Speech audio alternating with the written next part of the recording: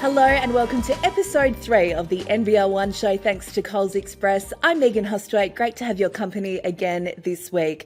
Well, we were back across the nation at the weekend. All conferences were back on court, which was great to see. Some massive performances, some big familiar names were back playing for their home clubs, and a massive milestone as well, which we're going to touch on. So let's jump into it now. Well, we've got a debutant on the NBL1 Show. He's our new NBL1 South Conference expert. His name is Matt Hickey and he joins us for the first time. Great to have you on board, Matt. Thanks for having me on. Yeah, a little bit of pressure as a debutant. I reckon you're going to put up a pretty solid first-time performance, so let's get straight into it. We'll start with the Women's Conference in NBL1 South. We've got a couple of big M's that are doing big things. Let's start with Annalee Maley, who's been back for her home club. Oh, just remarkable, isn't she? She's just a class above. Versatile on session, comes in 24 points, 17 rebounds, 6 assists, 4 steals. Really just a class above. And it's awesome to see her play. I guess what's semi-local basketball. Well, you mentioned juniors. She's an Eltham junior. I just love the passion, the love she has for her club to play for them at any time she's available. And she just enjoys being out there for them. There couldn't be a better poster girl for that in terms of the juniors coming through at Eltham. Oh, 100%. And then it's something we'll get a little bit later when we get onto the men's conference in terms of great programs that are able to bring their juniors through the ranks and have them then compete at the highest level for the club. And it's exactly what an under-12 wants to see when they're coming in to a team, into a representative program. It's very, very exciting. And if you can see players who've made it all the way from that level up to the very top, it's footsteps that you really want to follow. Absolutely. Let's keep the big M theme going because this lady has to be an early season MVP contender at Bendigo, Meg McKay. Oh, just sensational. Another player who's come out firing early in the season. Versus Geelong on Saturday, she had 22 points, 9 rebounds. Then versus Launceston, she had 19 points and 9 rebounds. But what I want to focus on is the efficiency. That first game, she shot 9 of 10 from the field. In the second game, 8 of 11 in just 22 and a half minutes with a little bit of foul trouble. That efficiency is just incredible. Being able to throw it into your big and for them to score at that rate is a luxury that most teams, if not every team, would absolutely love to have. And we saw her even do it at the back end of last year, even in the grand final against arguably one of the, if not the best interior defender that the NBL1 has seen in Digna Strout-Mane, and she put in a great performance there and she's just carried that form into the new year. She dominates all year round for Bendigo in the WNBL and the NBL1, Meg McKay. Let's move on to the Spectres because they produced some outstanding defence at the weekend. Yeah, I want to go to a bit of a team spotlight, I guess, instead of an individual this time around. They had 2 games. First up against Knox, they allowed just 69 points. And in 2 quarters there, they allowed 16 points or less. But then it was the following game where they had an even bigger defensive performance. They allowed just 51 against Ballarat. In the second quarter, they allowed 9 points. In the third quarter, just 7. So to have 2 quarters where you're allowing just single-digit scoring is a real testament to your defense, and it shows that the Spectres are firing on all cylinders, at least for this weekend after they got off to a little bit of a rocky start in round 1. Let's move on to the men's action now. We spoke about Annalee Maley playing for her home club and equally another star representing their home team in the men's action, and he had a big performance on Saturday night. Yeah, Dejan Vasiljevic, there was, I guess, a little bit of a delay in terms of whether he was actually going to play for Diamond Valley, at least for the general public, waiting to see if that was going to be confirmed. He had a very, very deep playoff run, as we know, for the Sydney Kings, going all the way. Against Ringwood, he went for 40, which is just a huge performance. 40 points, 9 rebounds, 4 assists. And a lot of people, when they hear 40 points from a high-profile player like that, might expect a high volume of shots. He only shot 10 of 14 from the field, so just 14 attempts, 5 of 7 from deep, and 15 from 15 from the free throw line. So managing to get to the charity stripe and making the Hawks pay. And that was actually a fantastic game because Hawks import Lawton down the other end. He had 34 points, 9 assists for the Hawks in what was a really entertaining battle. Now, we won't talk about DJ's had a bit of a stinker against Dandenong later on in the weekend, but Diamond Valley did get the win over Dandenong, so all is well that ends well. It all averages out, doesn't it? So he's got good averages from the weekend. Let's move on with the team focus again, and we'll look at Kilsyth because they've been a powerhouse association forever, but we're seeing some great reward coming through in their senior levels. Yeah, and this is what we kind of touched on a little bit earlier when we were talking about Annalee Maley. Kilsyth's men's program is a real standout for them. They had 2 big wins over the weekend, one against Sandringham, the other against Knox. And you have a look at the players that they've got in the core of their group, and it's guys that have played together or played juniors throughout for Kilsyth. You take a look at people like Jamie A. Hale, Ben Ursich, Adi Tamata, and as somebody who had to play against those guys, trust me, they were doing the damage in juniors as well. And they've risen through the ranks together and are just playing phenomenal basketball. It's a testament to the coaching staff, it's a testament to the system and the program itself. They sit 4-0 to start the season and are a team to watch. And finally, Matt, did we see a grand final preview at the weekend? Well, I think we might have. We mentioned Kilsyth 4-0. They'll be hoping that they factor towards the business end of the season. But Frankston versus Mount Gambier, talk about star-studded lineups. Just sensational. It was the Pioneers who got the win 103-94 in that one. But you look through the box score and you look through the names that are playing on both sides. They play entertaining, high-paced, high-offense, octane basketball. And I get the feeling that that very well could have been a grand final matchup. Obviously, a long, long, long way to go, as everybody knows, but they're 2 teams that if they can keep their group together, if they can stay healthy, they could very well end up in the decider. It is only April, but they were up there at the end of the business end last season. So we'll see if Frankston and Mount Gambier can sustain that as the season rolls on. Solid debut, Matt. Very impressed. We look forward to you backing it up next week. Hey, only upwards from here. Well, I feel like there's a bit of a letter theme on the show today as we head west and catch up with Greg Hire. Welcome, Greg. Great to have you back. Oh, thank you, Meg. I'm not sure what I did last week. I've had a void in my life, obviously. Got to watch a lot of great basketball, but to not talk to you last week, definitely wife, 2 kids, not talking to Megan Hustwaite, definitely void. But I'm excited. It's been a sensational weekend of basketball. It has been. I'm excited you're back. Let's continue with the W theme. So W for West, W for Whitcomb and Willetton. Mate, she's been absolutely sensational. What do you expect from someone that's about to depart our shores to play for the Seattle Storm?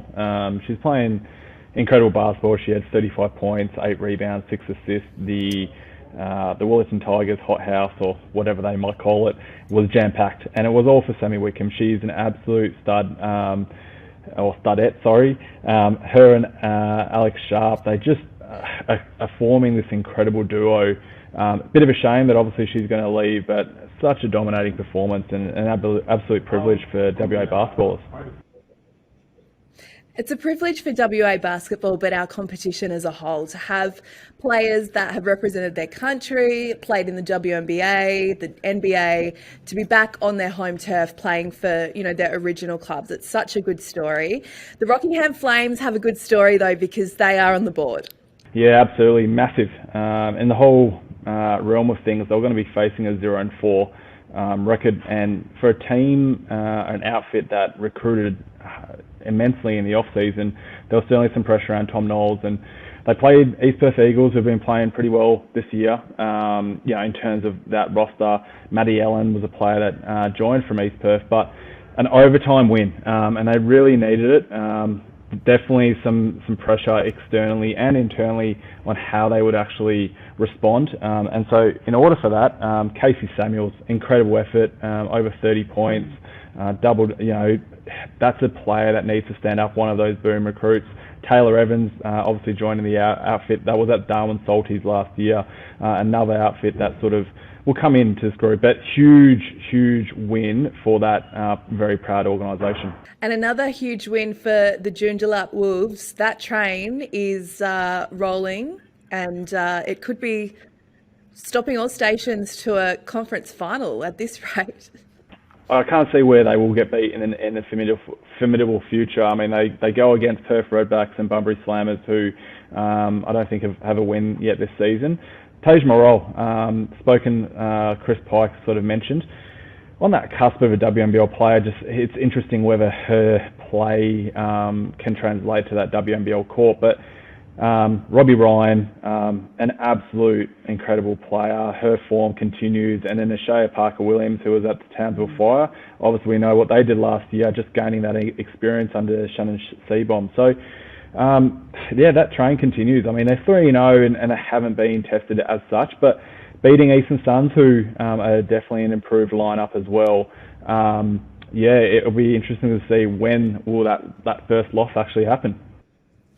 Now, you've mentioned Sammy Whitcomb, Alex Sharp and Casey Samuels. Who are some of your other standout performers from the weekend's action, Greg? Yeah, the Danish import of the Coburn Cougars, Sarah Mortensen. They only had one game. Coburn is still playing really well. She had a really standout performance, scoring over 30 points. Emma Clark, Perry Lakes, split the weekend, but a huge weekend on the back end. She's certainly playing high level. I guess all NBL level first team in that regard. Her consistency needs to improve in those big games where they lose. She sort of doesn't play as well. Emma Clark, and then Olivia Berry from the Goldfield Giants. Again, split the game, but she played really well. And for Goldfield, the team that's sort of very fresh in the in the league and itself. Good for her to have a really strong game. Let's move on to the men's action now, because the heat is on. It's only a few rounds in, but one of the teams feeling the heat is the Cougars. Yeah, you're absolutely right, Meg. Just like we mentioned that it was, I guess, pun intended, the monkey off the back for Rockingham Flames. Coburn are definitely feeling it right now. If that men's side spoke about it in week one, Courtney Alexander, high reputation in Crewe, not playing to the level that I guess they expected him to, and they're sitting at 0-4 after dropping 2 games this weekend, and they're going to verse the Rockingham Flames, who are 4-0. So that little rivalry is going to be pretty big for them, and I'm not sure if alarm bells is the right word, but you don't want to be sitting at 0-5 when pre-season they were looking at as championship contenders. And what I think compounded, they lose that game against Lakeside on Friday night or Saturday night, if I'm correct. They get absolutely trounced against the Geraldton Buccaneers by over 40 points or near 40 points on their home court.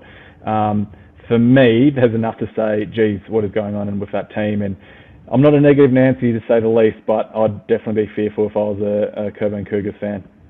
Yeah, it's a definite watch this space on the Coburn Cougars. Let's move on to the Eastern Suns, because it was a shot in the arm for them at the weekend.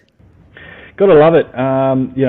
Give a little bit of storyline. 3 players moved to the Eastern Suns last year. Seb Salinas, Reese Maxwell and Robbie Huntington. Combined, I think they would have played over 1,000 NBL1 games.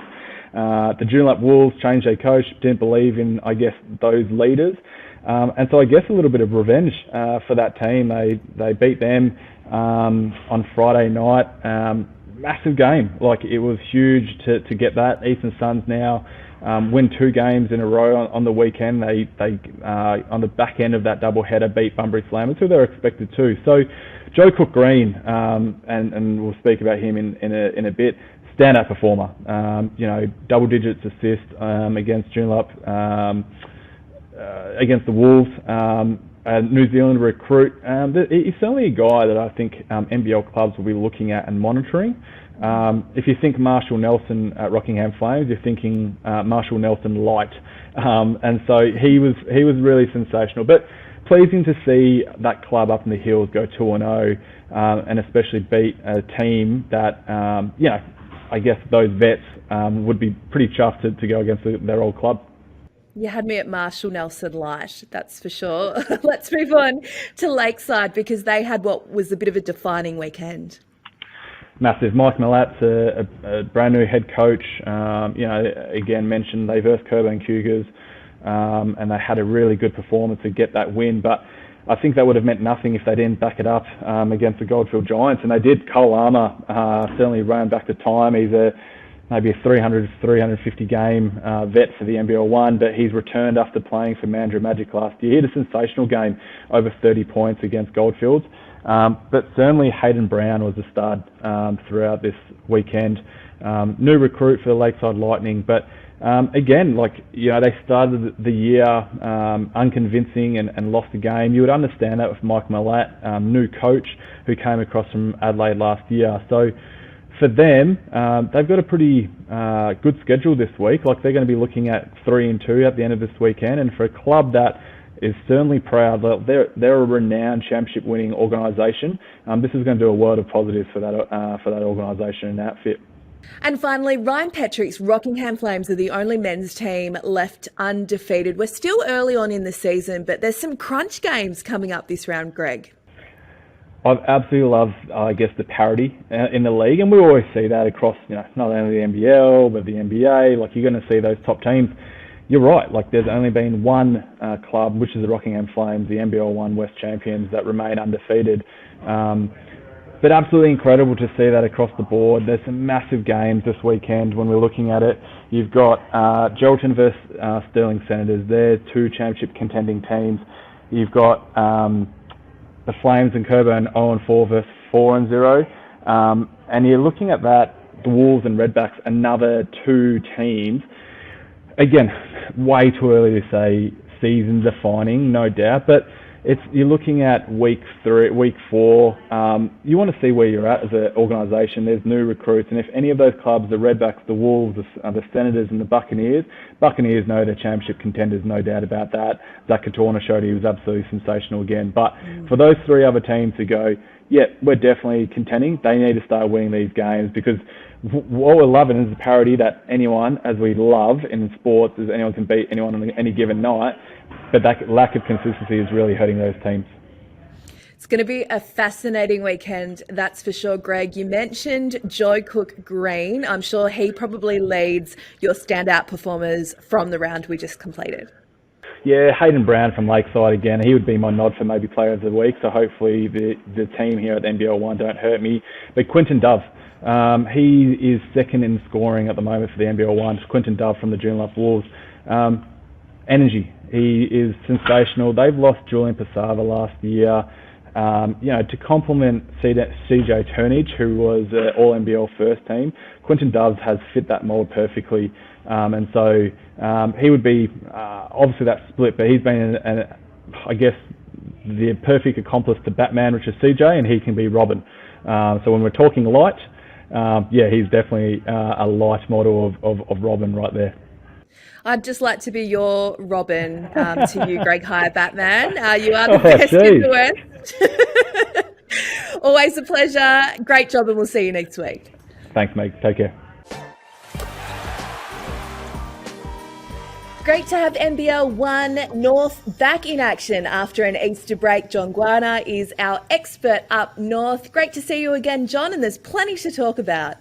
Great to see you. Yes, it was another great action-filled weekend. After having a weekend off, it was good to have some hoops back up here in Queensland and Northern Territory.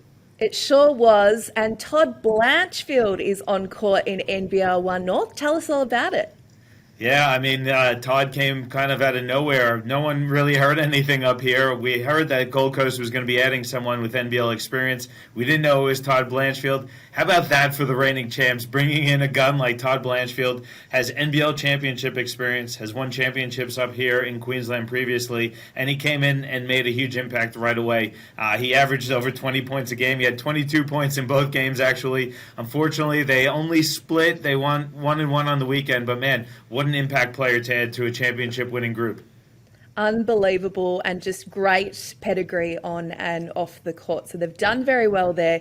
You mentioned them splitting their weekend. That loss was quite dramatic, though. Tell us about how it went down to the wire. Yeah, it was really dramatic, actually. It was a great game between Logan Thunder and the Gold Coast Rollers. Logan also had their full team for the first time this season. It came down right to the very last possession. Logan had the ball, super patient in their offense. They moved the ball around the perimeter. A nice skip pass from Rasmus Bach over to Boston Maslin, who's one of the best shooters in the NBL1 North competition. He was wide open, and the young fella did nothing but step up and drain the three to win the game. It was a 2-point win for Logan and a big win for them over the defending champs. A massive shot. Great seeing the highlights there. They certainly lit up social media at the weekend. Now we're 3 rounds down in NBL1 North, but the Pirates are still eyeing off their first win of the season. Yeah, they are. I got to the game live on Saturday night against the North Gold Coast Seahawks, and that was the one I think Pirates probably would have had earmarked for a win. They were going to have to back up and play Ipswich on Sunday. Unfortunately for the Pirates, they dropped both of those games. They're at 0-4, and this is a team that came in with some pretty high expectations, certainly wanting to make finals, if not make some noise in the finals. They've dug themselves a bit of a hole here in that 0-4 start, and it doesn't really get any easier at home on Sunday against Cairns. That almost is a must-win. I mean, this weekend they really needed at least one win. So this game on Sunday this weekend is a huge one for Pirates. It's a bit of a constant theme, John, with talking around the country with our experts today. We're sort of a month in around most conferences, and it's really crunch time already for some teams. So there's going to be some massive games across Australia this weekend for sides that haven't had the ideal start but desperately need a win to keep their chances of a successful campaign alive. It is, every game counts. It sounds so cliche, but it's really true. In a tough competition, every single win really does count. And if you get off to a slow start, you have less season to make up for it. So every win is really important. And when we talk about the Pirates in their particular case, 0-4 is not insurmountable, but it doesn't get easier if you continue to lose. Cliches we like here on the NBL1 show, puns too. So we need the Pirates to win, John, so we can get the pirate puns out. Let's hope that maybe it's next week. We can have a bit of fun with that. I'll make sure I get one for us. I look forward to it. Let's move on to the women's action now, because there's just 2 undefeated teams left so far. Yeah, 2 undefeated teams. One of them is the Northside Wizards. We had them in our game of the week up here, and it was an amazing game. They really took care of business against the Southern District Spartans. And the Wizards were a team that everyone thought was going to be in contention, and they haven't disproven that at all so far this season. They're 4-0. They've already beat Logan in round 2. They had the win over Spartans in round 3, so a couple of tough games for them under their belt. And they did those wins without Tiana Mungakahia, which is even more impressive. And the other team, though, is probably a little bit more surprising, probably to everyone else outside of the Northern Territory. It's the Darwin Salties. They're at 3-0. They beat the Spartans in round 1. They beat Rocky, who also was undefeated this most recent round. And now they go into a bye sitting at 3-0. It gets a bit tougher for Darwin, though, because all 3 of their wins have been at home. They then go on the road in round 5. They have to go down to Townsville and Cairns, which is always a tough trip. Yeah, it is a tough trip, but they've taken care of business on their home court so far. So that's a massive tick in that box. Now, we love triple-double watch, and we were busy keeping an eye on that at the weekend. Yeah, we had not 1 but 2 triple-doubles in the women's competition. One of them was with Erin Bowman from Darwin. She had 10 points, 11 rebounds, and 10 assists in that win against Rockhampton. Really good to see Erin back on the court, and she's showing what an impact player she could be. She didn't shoot the ball that well, but she made up for it in other areas with those 11 rebounds and 10 assists. The other triple-double was Kendall Jeremiah for the Sunshine Coast Phoenix. It did come in and lost 80-79 at the Gold Coast, but 19 points, 16 rebounds, and 10 assists. That's not a quiet triple-double. That's a massive one. Phoenix were a bit unfortunate not to come away with 2 wins this weekend, but it wasn't through lack of effort from Jeremiah. That triple-double was huge. Yeah, monster numbers there. Now, we talked about the Darwin Salties taking on that tough North Queensland double coming up, but Brisbane Capitals are a side that managed to complete that road trip successfully at the weekend. They sure did, and it was an impressive one at that. 94-73 at Cairns to open things up. Maya Lloyd had a huge game. Abby Cabillo also had a big game. And in that one against Cairns, all 5 of their starters scored in double figures, which is super, super impressive. The next day, it was a little bit tougher for them down in Townsville. The Flames brought back Steph Reed, but credit to Brisbane. They fought tooth and nail, and they came away with a 3-point win, 79-76. Steph Collins had a double-double, 19 points and 10 rebounds. Anna Cameron, their captain, also had the double-double, 11 points, 13 rebounds. And Maya Lloyd had a good weekend as well, 14 points and 9 rebounds. That's a really, really good win for the Capitals going into Townsville and picking up the win. Adding on to that, the win in Cairns, Caps have set themselves up pretty well here in the early start. Yeah, that's a pretty big statement from the Brisbane Capitals. Well, John, great to catch up with you. I'm putting everything out to the universe that the Pirates prevail this weekend, and hopefully we can have some fun with some puns next week. I hope so. I'll have some puns ready for you, regardless of whether the Pirates win or lose. I promise that, Megan. Okay, great. I'll hopefully have a parrot on my shoulder, so I'll bring it in next week, John. I can't wait to see that. Thank you. Time to talk NBL1 East now, and when we do, we talk to the woman in the know. Her name is Jacinta Govind. Great to see you, Jacinta. It was an action-packed weekend after a little bit of an Easter break. Yeah, thanks for having me back, Megan. It certainly was an action-packed weekend. It was a series of double headers in the NBL1 East Conference. Some of the games even starting on Friday night, which is quite unusual for us over in New South Wales. But a lot of teams probably at a bit of a turning point after this round. Let's start with the men's action because there was a 50-piece. It was so exciting, highlights galore. Yes, absolutely. So the North Bears men's team got a 51-point win over the Penrith Panthers, and Junior Madut was literally the difference. He was dropping 51 points with shooting at about 60% from the field, and that also included 84% from the free throw line. But in the same game, it was Mike Golding who had the first triple-double of the NBL1 East 2023 season with 11 points, 12 rebounds, and 10 assists. Done very well there with that stat line. I'm sure there might be a few triples to come as the season rolls on. Let's move on to the Sutherland Sharks because they had a buzzer beater against the Comets, and that usually means excitement. Oh, absolutely. This was one of our Friday night games, and it was held in Alexandria, which is the Sydney Comets home court. And it was probably the highlight of the men's competition for round 5. And as you said, Sutherland Sharks beating the top place Sydney Comets, all second place now, Sydney Comets on the buzzer. It was Markel Beasley who was tasked with the game winner as he managed to hit a tough layup against the long reach of Archie Woodhill. It's the second time this season that Beasley has been called upon to sink a game winner, and he finished overall with 26 points, 10 rebounds, and 5 steals. Wow, we're only 5 rounds in, so still early season, and he's already proving to be a big game performer, which we love to see.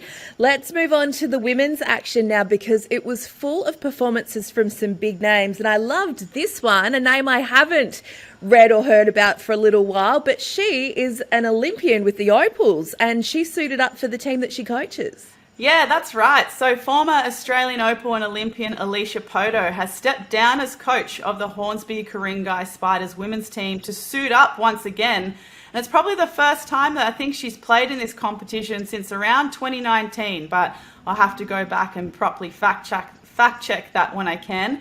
So Poto has played the last 3 games, and now the coaching duties are in the hands of the former Central Coast Crusaders men's coach, Tim Hudson.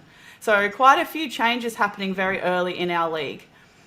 Some of the Opals point guards, past, present and future, all in NBL1 East. Poto, Leilani Mitchell and Shyla Hill has made her debut in the conference. Yes, it looks like after a well-earned rest, Shyla Hill is back in the NBL1 East, and this time she's suiting up for the Sydney Comets. And she's back in a big way. She has slotted in like she hasn't missed a beat. So in 2 games already, she's averaging almost a triple-double with 20.5 points, 9.5 rebounds, and 8 assists. So she's also very early flirting with that elusive triple-double. She's teamed up on court with a former teammate from the Sydney Flames in the WNBL. Vanessa Panousis is doing big things. Huge things. I would say that round 5 was the Vanessa Panousis show. So they also had a doubleheader with Sutherland Sharks away on the Friday night, and she led her team to a 30-point victory with 21 points. Then she backed up, played against the Central Coast Crusaders on Sunday, where she dropped 40 in a 23-point win. And she started the first 3 quarters of that game shooting around 75% and ended up with about 60% on the record. So still a very, very good output from Panoosa. So with that double win this weekend, that puts the Sydney Comets at the top of the ladder with a 6-0 record, and they will head into round 6 to play against the third place Manly Warringah Sea Eagles. It's going to be a huge game. Now, we can't just talk about the young Bucks in the women's conference, Jacinta. It would be remiss of us not to mention Michaela Domkins, someone we both know. She hauled in a hell of a number of rebounds across the weekend. Oh, she was like a woman on a mission on the weekend. I know that she had at least 23 and 25 in the first game, and I think in her second game she had close to about at least 15 rebounds in the second. And if you look closely online, I'm not too sure how she feel about us sharing this, but she did have to resort to the ice bucket method to get some solid recovery in, and I don't blame her.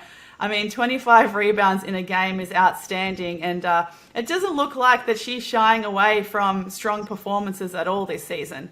No, she's having another big season and great camera work and social media posting by Leilani Mitchell. She got her good there. Yeah, she did. Let's finish with Violet Morrow. I love that name. It sounds like a big game player. Is that proving to be the case? Yeah, it looks like it. So Bankstown have also boosted their roster now with their second import in Violet Morrow. So someone who was snuck in under my radar and got past all of my little NBL1 East super sleuths out there. She's suiting up for Bankstown Bruins this season, and she has previously played in the NCAA Big Sky Conference and a couple of seasons in Europe. So she's come in this round. She's already dropped 21 points and 9 rebounds against the NBL1 East defending champions, the Albury Wodonga Bandits. And then she just had a casual 30-piece against Canberra away as well. So all eyes are now going to be on her. So a very big weekend for the women's competition. And I would say that we've covered probably 3 contenders for the MVP award come awards time. And we can't have enough Violets in NBL1. I'm very happy about that name and very happy about what she's producing so far.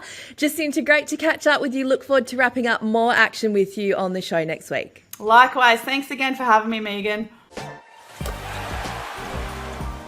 Time to head to NBL1 Central now and catch up with Tristan Prentice. And it might have been gather round in the footy, but the action was all on the basketball courts around South Australia, Tristan. And we'll start with a massive milestone for one of Norwood's stars. Yeah, well, we did all come together for the milestone game on the Saturday night, Megan, in NBL1 Central. Of course, it was Daniel Webber's 300th game, 3-time championship player for the Norwood Flames. And what a game for him to celebrate his 300th, apart from contributing in the game as well. His Norwood Flames had a 104-99 win in the first overtime game of the season here in NBL1 Central, but it was his teammate, former Hobart Charger, Jack Stanwicks, who stole the show with 40 points. That's one of the 5th or 6th 40-point games we've seen in the last few years here in NBL1 Central. And then Southern Tigers' Fabian Johnson had 36 points for the Tigers and kept them in the contest the whole way through. An enthralling game that was watched by all at the Arc on Saturday night. Yeah, high-scoring affair, and congratulations to Daniel Webber on 300 games, a magnificent milestone and achievement. Let's move on now to West Adelaide because, well, they gave the Rockets a rocket. Yeah, exactly. West blast away the Rockets with a big, rapid response, especially after a few losses early this season. It's been coming for a while for the Bearcats through Nick DeSantis with 22 points and league returning recruit, NBL's new recruit in Illawarra Hawks, Lachlan Ulbrich, 12 points, 11 rebounds and a double-double that blasted away the North Adelaide Rockets, as I said before, 52-113. Fraser Roxburgh continues to have a great last couple of weeks. He also added 19 points. And Sean Stock, one of their juniors, had a career-high 18 points, where certainly his stock will continue to rise for the Bearcats. Well, Alex Startling, as we mention every week, he's going to be in the headlines and certainly a regular name and highlight on this show, and that was the case again in the round at the weekend. Oh, Megan, you can't keep Starling out of the headlines. He embraced his star role again, and he had 32 points and 7 rebounds, but most importantly, he drained 3 threes in the final term, including the game winner to give the Panthers an unbeaten start to the season, 94-97 over the Central District Lions at the Den. But one of the big watchers for the South LA Panthers is Jared Hoppo. had 21 points and 17 rebounds, having a career best start with 17 points and 8.5 rebounds averaging at the moment. For the Lions, Brandon Jenkins continues to pace the Lions with 39 points with 5 triples, along with Kevin Baker with 24 points and 10 rebounds. And he's starting to get a little footloose as after a steady start to the season.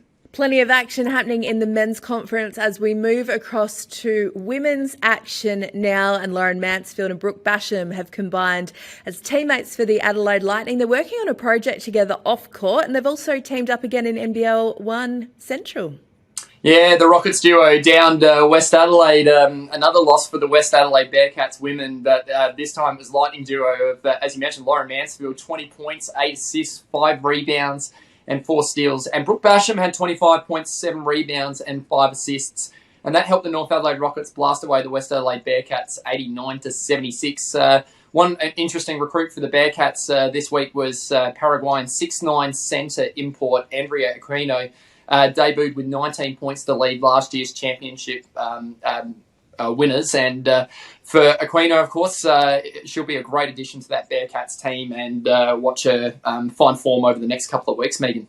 Speaking of form, Holly Forbes was in career best form at the weekend. Tell us a bit about her night out. Is that career best Forbes there, Megan? So because she had a career high 26 points and 8 rebounds in their convincing 59-103 win over the Central District Lions. The UT Martin Skyhawk turned it on against the Lions. She's now at 19.5 points per game, number 6 in the league, and 9.2 rebounds. And Jade Johnson, after missing a couple of games at the start of the season, returned once again with another 18 points, 8 rebounds, and 6 assists. And former NBL1 West player Amani Guy had a double-double for the Lions, and that was good for her after a couple of quiet games to start the season. 17 points and 16 rebounds. So some good signs for the Lions, but South Adelaide Panthers were just too good for them. Let's move on to the Flames now, because one of their star players was on fire again at the weekend. Yeah, Sophie Kerridge heated it up for the Flames to steal the win away from the Tigers. Of course, 75-67. Kerridge had 21 points, 6 rebounds and 3 assists and 2 steals in her performance. Not only that, but she stopped the Tigers scoring machine and Mariah Martin, who's had a really hot start to the season. Very quiet game for Mariah Martin on the Saturday night.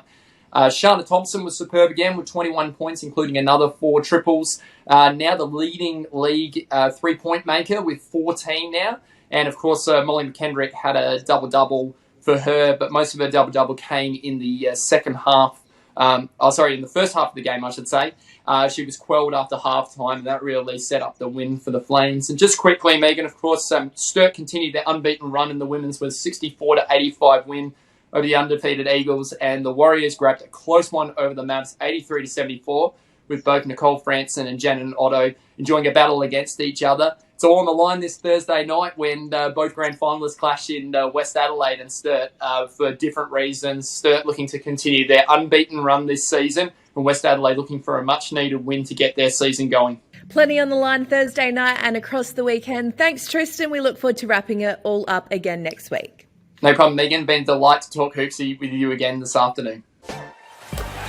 The first of one of our many dedicated rounds coming up in NBL1 this weekend as we commemorate the Anzac Day and Anzac round running from April 21 till the 25th. There'll be special jerseys across the country, Anzac medals up for offer as well, and clubs right around NBL1 will be doing special things to mark the date and all that it means. Enjoy the weekend action coming up. Don't forget to stay tuned to the NBL1 app where you'll find all the live streams, the results, and of course our highlights across our social channels. Thanks for joining us, and we'll see you next week.